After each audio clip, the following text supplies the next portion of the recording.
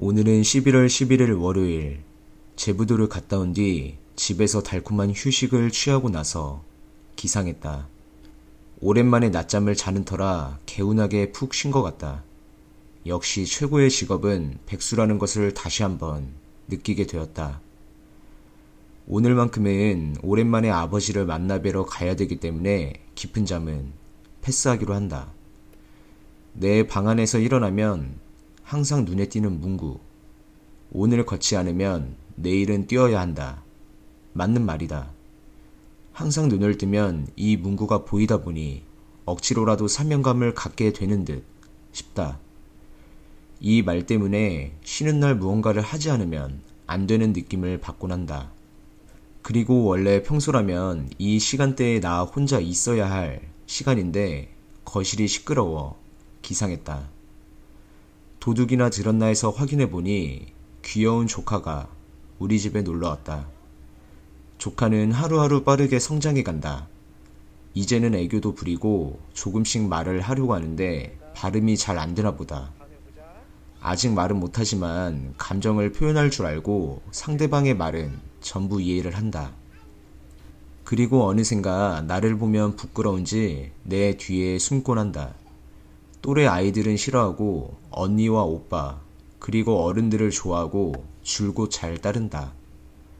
눈 뜨자마자 조카와 정신없이 놀다 보니 잠은 금방 깼다.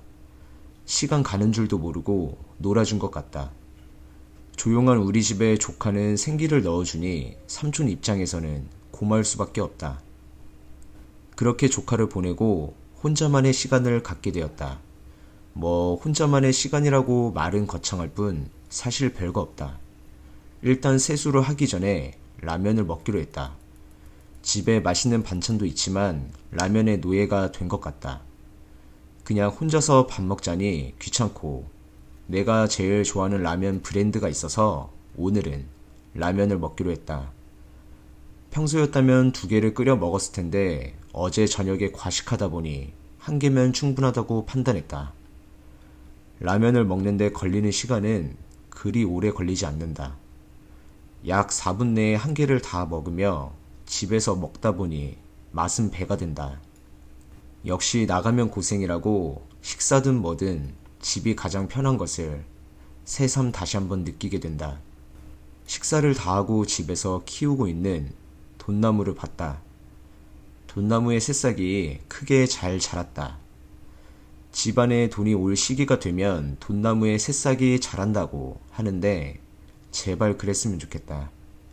지금은 아니더라도 2020년도에는 많은 돈을 벌고 어머니를 호강시켜 드리고 싶다. 지금은 나라에서 운영하는 임대로 된 아파트에 거주하고 있다.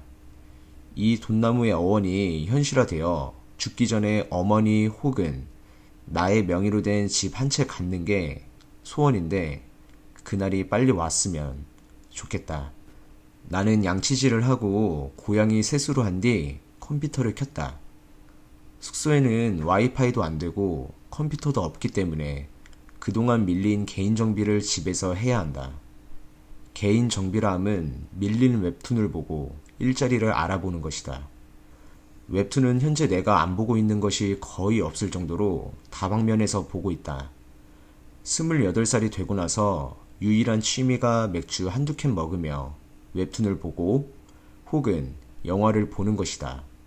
어릴 때는 친구들과 만나며 시끄럽게 놀고 돌아다니는 게 취미였다면 이제는 소소한 생활에 재미를 알게 된 나이가 되었다.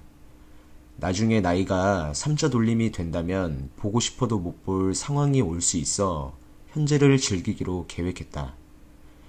웹툰을 다 보고 나서 채용 사이트에 접속하여 현재 구인 중인 공고글을 확인했다.